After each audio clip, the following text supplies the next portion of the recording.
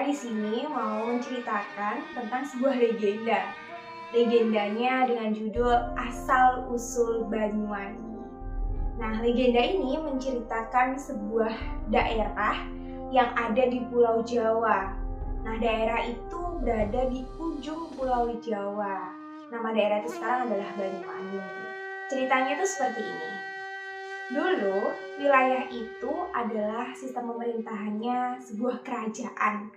Nah, kerajaan itu dipimpin oleh seorang raja. Namanya Prabu Suladikromo. Nah, seorang raja ini memiliki wibawa yang cukup kuat, yang cukup hebat, yang cukup pintar. Nah, dengan di bawah pimpinan dia dibantu oleh seorang patih. Nama patihnya adalah Sidopekso. Seorang patih ini sangat mengabdi di kerajaan itu. Nah, patih ini, Sidopekso ini memiliki seorang istri. Istrinya sangat ayu rupawan, cantik sekali. Nah, siapa sih yang tidak jatuh cinta dengan seorang putri yang secantik itu? Tentunya hampir seluruh rakyat di daerah itu sangat jatuh cinta dengan kecantikannya. Nama dari istri Sidopekso adalah Sri Tanjung. Nama yang cantik, paras yang ayu, membuat semua rakyat di situ sangat-sangat tertegun dengan kecantikannya. Gitu. Kemudian kisahnya adalah seorang istri ini sangat-sangat jatuh hati, sangat baik hatinya, sangat setia dengan suaminya Sidopekso. Nah, di suatu hari ada tugas. Si patih diberikan tugas oleh seorang prabu, seorang raja. Tugasnya adalah untuk bertapa untuk mencari ilmu menghadapi peperangan di kemudian hari di kerajaan itu.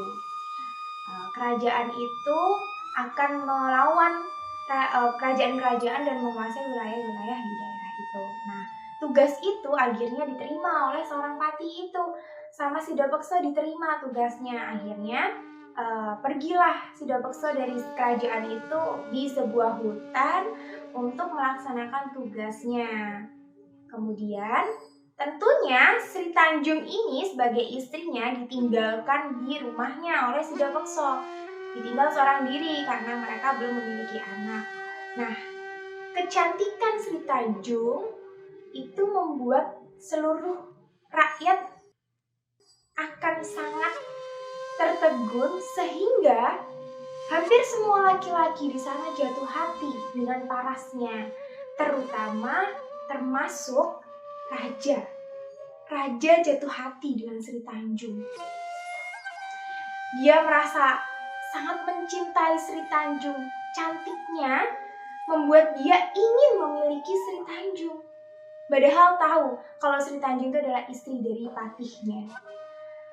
Karena keinginannya, karena rasa cintanya, akhirnya sang raja mencoba untuk mendekati Sri Tanjung ketika sang patih itu sedang bertapa. Nah, si raja mencoba merayu, menggoda, mencoba untuk bermain kata, mengajak berkencan kepada Sri Tanjung. Nah, setelah itu Sri Tanjung tahu hal itu bukanlah hal yang baik. Akhirnya Sri Tanjung menolaknya. Tentu dengan cara yang halus. Siapa sih yang tidak sakit hati? Dengan penolakan itu tentunya sang raja merasa terpukul, kecewa. Seorang raja ditolak oleh istri dari patihnya. Tapi tentu itu adalah perbuatan yang baik untuk Sri Tanjung.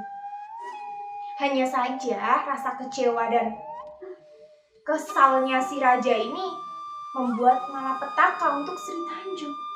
Kenapa?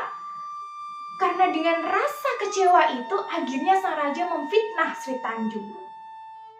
Fitnah disebarkan sampai terdengar di telinga sang patih ketika pulang dari tugasnya. Fitnah itu berisikan jika Sri Tanjung telah menggoda sang raja. Menyedihkan memang, tapi itulah yang terjadi. Fitnah itu didengar oleh Sidapeksa. Marah tentunya.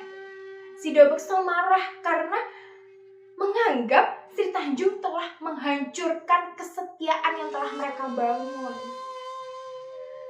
Sidapeksa tentunya marah.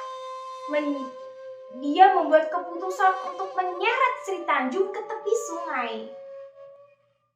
Menyeretnya, dan semua pembelaan yang dilakukan Sri Tanjung tentunya telah diucapkan bahwa ia tidak melakukannya, itu adalah fitnah, itu adalah permainan.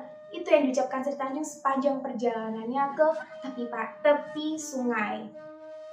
Namun Sidapeksa terlalu marah, terlalu kecewa, terlalu sakit hati sehingga tidak mendengar semua apa yang diucapkan Sri Tanjung. Sampai tingkat kemarahan itu, melihat Sri Tanjung yang cuma lugu dan menangis, buat dia semakin marah dan marah hingga menusukkan kerisnya di hadapan Sri Tanjung. Tapi buru-buru Sri Tanjung menghentikannya. Dan Sri Tanjung pun merasa cukup kecewa karena suaminya tidak percaya dengan dia. Suaminya lebih percaya orang lain daripada istrinya sendiri. Tentu Sri Tanjung kecewa karena dia difitnah, dia tidak melakukan itu. Akhirnya Sidapeksa tidak menghiraukan, dia tetap melakukan penusukan itu. Kerisnya ditancapkan di depan dadanya, tapi Sri Tanjung tetap menghentikan. "Tunggu," kata dia. "Tidak apa-apa, Kakanda. Jika kau ingin membunuhku, bunuhlah. Percuma saja. Aku telah melakukan pembelaan di hadapanmu. Percuma saja apa yang aku katakan tidak kau dengarkan. Aku hanya ingin melontarkan satu pesan ini dan dengar baik-baik, Kakanda. Dengarkan. Kau boleh membunuhku. Setelah kau bunuh, buang jasadku ke sungai ini. Aku tidak pernah mengecewakanmu, tidak pernah menghilangkan kesetiaanku kepadamu. Aku tetap setia kepadamu, Kakanda. Buang jasadku ke sungai ini. Jika air sungai ini berbau busuk, aku bersalah. Aku telah main serong. Tapi jika sungai ini beraroma harum, yang kau dengar itu tidaklah benar. Aku tetap istrimu dan aku menjaga kesetiaan itu." Sidapeksa tentunya marah, tidak peduli. Terjadilah pembunuhan itu. Dia membunuh Sri Tanjung dan membuang jasadnya. Ya, mungkin dia lega. Dia lega telah meluapkan amarahnya. Dia merasa cukup puas. Dia telah melakukan itu. Dia merenung, dia diam. Dia membiarkan jasad Sri Tanjung hanyut yang begitu banyak darah karena tusukan dari kerisnya. Dia melihatnya, menatapnya. Dan apa yang terjadi? "Banyuwangi, Banyuwangi, Banyuwangi!" teriaknya Sidapeksa. Yang artinya airnya beraroma harum.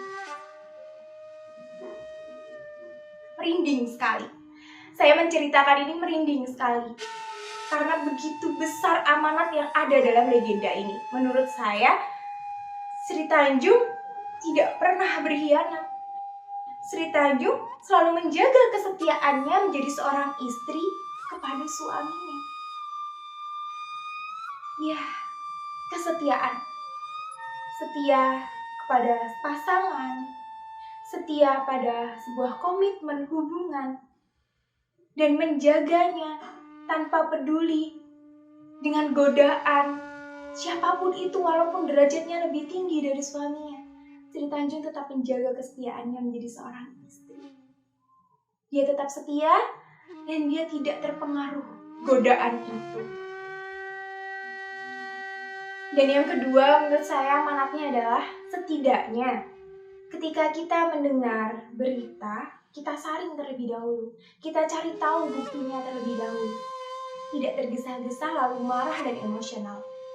Itu yang terjadi kepada Sudha Pusto. Sehingga karena dirinya terlalu tergesa-gesa, tentunya penyesalan ada dalam diri dia. Dia menyesal, dia merasa bersalah. Seharusnya tidak membunuh Sri Tanjung, istrinya yang telah setia. Seharusnya dia tahu kalau istrinya lah tidak akan melakukan hal itu, tidak akan main serong. Dia harus tahu, cari tahu itu dulu seharusnya. Namun di situ terlalu emosional.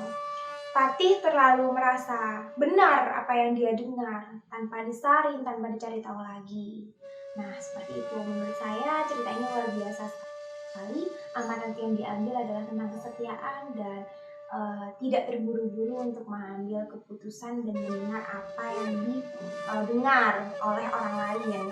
Baiknya mencari tahu dulu apa penyebab dan masalahnya. Mungkin itu yang dapat saya sampaikan, yang dapat saya ceritakan tentang cerita ini. Semoga kalian senang mendengar ceritanya dan memahami apa amanatnya. Terima kasih. Bye.